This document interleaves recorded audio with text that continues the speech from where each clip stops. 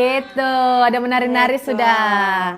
Oke, seperti biasa, Jabatan Penerangan akan membuat siaran langsung pada jam 2.30 di TikTok Jabatan Penerangan Negeri Sabah.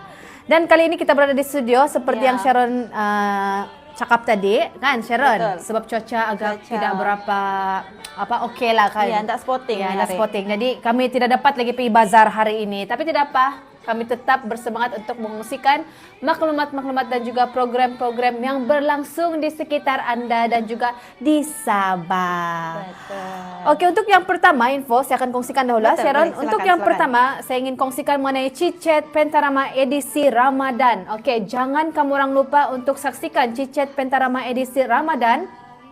Anjuran Jabatan Penerangan Negeri Sabah dengan perkongsian ilmu bermanfaat serta mentarbiah diri sebagai insan madani di page Rumah Biru Jabatan Penerangan Sabah. Bersama juga tetamu jemputan Timbalan Dekan Akademi dan Antarabangsa Fakulti Pengajian Islam Universiti Malaysia UMS Dr. Israq bin Ramli dan juga pegawai penerangan pendidikan kesihatan pejabat kesihatan kawasan Kota Kinabalu Encik Mijun ataupun Amir Hamzah bin Emma. Jadi jangan lupa saksikan Cicet Pentarama ini sebab dia mempunyai banyak maklumat dan juga hiburan daripada artis kita. Sendiri, Oke, Sharon, seterusnya. Oke, seterusnya awas SMS spy scam mengintai Anda.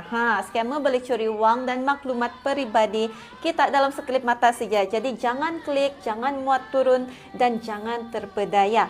Peka dan berwaspada dengan ancaman SMS spy yang akan menyebabkan kita kehilangan wang dari akaun perbankan serta kecurian maklumat peribadi. Jadi awas tipu hela melalui panggilan telefon dan yang mengarahkan anda memuat turun aplikasi Android bagi menyelesaikan pembekuan akaun bank anda. Jadi sebenarnya apa-apa sejakan yang kita nampak yang macam too good to be true begitu kan, jangan terpancinglah orang bilang. Kita kena berhati-hati sebab sekarang yang saya nampak pun tiba-tiba pada didak dia punya bank account itu yang bikin takut. Jadi kalau boleh kita jangan kongsikan, kita sentiasa berhati-hati. Ya, sentiasa berhati-hati. Oke, dan seterusnya juga saya ingin kongsikan mengenai jangan kongsi QR code di media sosial. Siapa yang suka kongsi tuh? Selalu saya nampak dia bilang, birthday saya kongsilah QR code saya. Sebenarnya ia boleh memberi bahaya kepada kita, di mana kita memberikan peluang kepada scammer. Jadi kita kena berhati-hati ketika memberikan QR code account bank bagi tujuan penerimaan duit raya. Dan juga di situ kita akan memberikan pendedahan maklumat account di sosial adalah tidak digalakkanlah kerana dikhawatiri akan disalahguna oleh scammer melalui pancingan data untuk tujuan penyamaran dan juga penipuan kewangan. Kira dia curi juga maklumat lah, dia curi maklumat kita. Yalah, kita kan betul lah macam yang Sharon katakan tadi, kita juga selalu nampak hari ini happy birthday saya, jadi saya kongsikan QR code. Sebenarnya ia memberi peluang kepada scammer. Jadi sentiasa berhati-hati, jangan kongsikan QR code akaun anda di media sosial. Betul.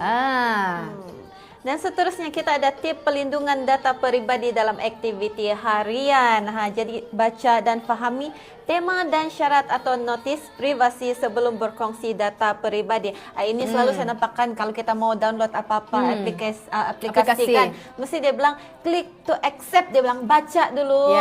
Mesti baca dulu, jangan terus saja. Yes, everything terus hantar. Jangan begitu. Jadi berhati-hati ketika memuat turun sebarang aplikasi ke dalam telefon muda Ali. Ini pun kita mau tengok juga boleh percaya kayak ini aplikasi ini kan.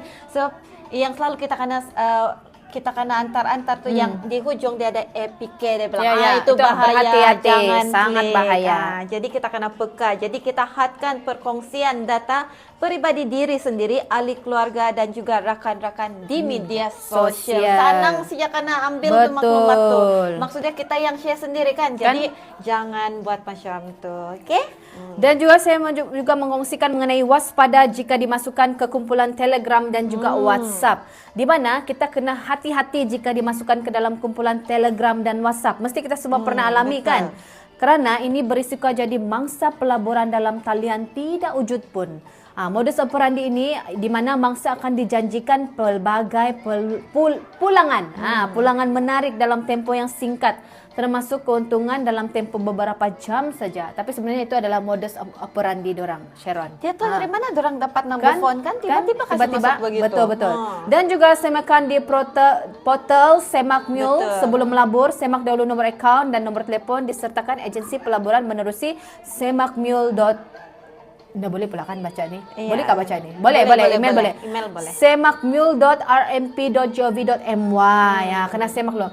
Dan juga saya ingin kongsikan juga mengenai WhatsApp dan juga Telegram. Sebenarnya dia ada setting di sana di mana kita dapat mengelakkan daripada kita dimasukkan ke dalam grup WhatsApp atau Telegram sesuka hati. Ini feature baru tuh kan? Betul, feature baru. Jadi kita boleh setting di sana. Dikasih jadi dia private kah ataupun contact only yang boleh masukkan kamu ke dalam grup WhatsApp ataupun Telegram untuk melindungi diri kita daripada menjadi mangsa scammer. Oke. Lepas itu apa lagi itu kita Kongsikan mengenai kesehatan lagi, Sharon. Ya, kesehatan. 8 makanan secara sehat tanpa food koma selepas sahur dan berbuka. Yalah, ini pun mau dekat-dekat raya, tapi kami kongsikan juga. Jadi apa tuh food coma? Food coma tuh yang lepas kita bersahur begitu kan, tapi kita masih lagi rasa penat, yang mengantuk betul lepas makan. Kalau dulu budak-budak kan selalu saya kena merakuan nih macam ular sawah. Betul. Ular sawah. Lepas makan tidur dia Lopong. bilang, lopong betul Kalau dia sama bilang. lopong sudah. Jadi apakah cara kita mau elak daripada terjadinya food coma selepas sahur? Satu, kita kena ambil makanan secara sederhana, tidak boleh juga terlampau kenyang. Lepas itu kena elakkan pengambilan makanan yang tinggi kalori. Betul. Jadi kita kena hadkan pengambilan makanan dan minuman yang manis-manis. Kalau terlampau manis itu yang bikin kita panas juga betul sebenarnya kan. Dan mengantuk. Betul. Terus dapatkan tidur yang secukupnya dan akhir sekali adalah kekal hidrat, kena minum banyak air. Dan seterusnya juga kami mau kongsikan mengenai apa itu tuberkulosis. Ya, di sini kami ambil info daripada Kementerian Kesehatan Malaysia, di mana ia sebenarnya merujuk kepada beberapa gejala yang perlu diberi perhatian. Sekiranya terdapat gejala, anda perlu dapatkan pemeriksaan ujian kahak dan juga X-ray dada. Dan majoriti penyakit TB adalah TB paru-paru, tetapi pesakit juga boleh mendapat TB tulang, otak, kelenjar limfa, buah pinggang dan sebagainya. Dan penyakit TB ini juga boleh berjangkit daripada pesakit kepada orang yang terdekat, ahli keluarga dan orang yang berhampiran dengan pesakit TB. Dan dinasihatkan untuk mendapatkan pemeriksaan lanjut. Jadi antara tanda dan juga gejala, namanya tadi adalah tuberkulosis, tapi yang biasa kita dengar adalah TB. Jadi tanda dia adalah batuk melebihi 2 minggu sudah, hilang selera makan, lepas tu demam, batuk berdarah, susut berat badan, dan ini merupakan tanda-tanda yang paling bagus kita dapatkan rawatan untuk mendapatkan kepastian apakah yang mengenai kita punya kesehatan lah. Dan bagaimana ia merebak? Sudah semestinya daripada udara, bersin, batuk dan juga berbual dengan orang lain. Jadi ini sangat berbahaya. Walaupun kita macam kita batuk biasa kena sentiasa biasakan kalau kita batuk kita macam tepi begini tutup, kah, pakai cover, tisu kah, bukan kita tidak mau menjangkiti kan. Jaga awas nanti viral kau. Oke, seterusnya. Seterusnya kami ingin kongsikan kepada anda sebab mau raya-raya sudah kan. Jadi kita mesti sediakan kit kecemasan di kenderaan. 12 barang penting yang perlu ada di dalam kenderaan anda. Bukan setakat yang mau pergi balik kampung begitu. Kalau yang sentiasa ada lagi bagus. Betul. Satu adalah pengecas telefon bibit, sebab kalau phone kita habis bateri kita sekarang nih macam apa-apa telefon. Paling penting sudah tu. Paling penting power bank mesti ada. Lepas tu tukul keselamatan berbagai guna macam multi tools lah banikan.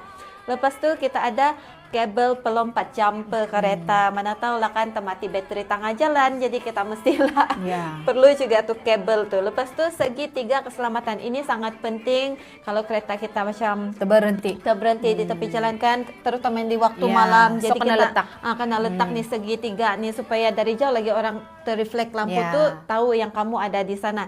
Dan seterusnya kita ada perlu ada pemadam api kecil in case kalau ada apa-apa kebakaran kendaraan macam jam tu kan. Lepas tu perkakas berbagai guna, tayar simpanan dan alat penukar tayar, jaket keselamatan pembalik cahaya atau yang trafik lalu guna tu, itu. Lepas tu air botol, letaklah ekstra air, mana tahu kita punya apa tu yang kurang air di engine tu kan. Lepas tu lampu sulu dan bateri tambahan dan kit pertolongan kecemasan dan juga payung. Sekurang-kurangnya 12 barang penting ni perlu ada lah di setiap kenderaan supaya untuk keselamatan dan juga senang lah bahkan mana tahu time tu kita terstranded di tempat yang tiada kereta lagi, aduh. Jadi barang penting ni sangat membantu kita lah ketika itu. Betul. Lagi-lagi perjalanan jauh kan Sharon? Betul. Dan juga kami ingin mengungsikan juga mengenai Sugando yang sudah bermula sekarang. Antaranya adalah KDCA Labuan, KDCA Sarawak, KDCA Putrajaya yang telah bermula pada bagi KDCA Labuan sudah bermula sebenarnya sehingga dari 15 Mac sehingga 26 April inilah.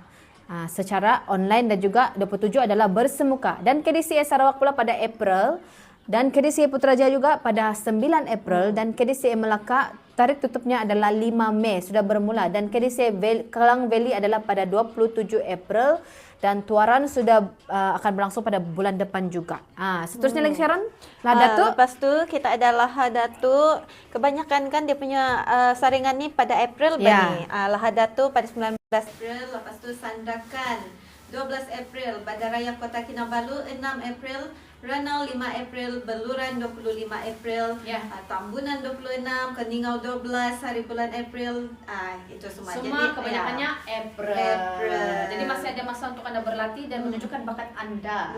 Jadi betul. Apa-apa maklumat yang kamu mau tahu lebih lanjut bolehlah ke page daerah masing-masing lah kan, daerah sana masing-masing sudah share dan juga page Laman Biru Sugando. Betul. Seperti kami maklumkan tadi, cuaca agak tidak menentu sekarang. Jadi kami menggalakkan kepada masyarakat untuk mendapatkan maklumat cuaca terkini di www.met.gov.my ataupun melalui aplikasi MyCuaca.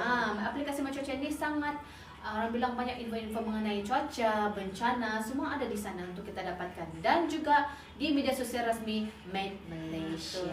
Jadi sebelum kamu mau rancang, kamu punya program harian ataupun macam yang 2-3 hari lagi begitu, kita tengok dulu tuh cuaca supaya enggak marah-marah kan, togot-togot apa ini hujan. Dia bilang gitu. Dan kami juga ingin mengungsikan, jangan lupa untuk saksikan iklan video raya Rindu daripada Jabatan Penerangan Negeri Sabah yang telah disiarkan tadi di Facebook Jabatan Penerangan Negeri Sabah. Jadi silakan menonton dan like dan jangan lupa share video daripada Jabatan Penerangan Sabah. Ya, betul. Oke, baiklah kakak, kita akan bertemu lagi pada minggu depan. Ya, minggu depan tidak tahu lagi. Mungkin pada minggu hadapan lagi. Jadi kami ucapkan selamat hari raya. Minggu depan hati-hati rancang perjalanan Anda. Dan jumpa lagi di TikTok Jabatan Penerangan Negeri Sabah. Oke.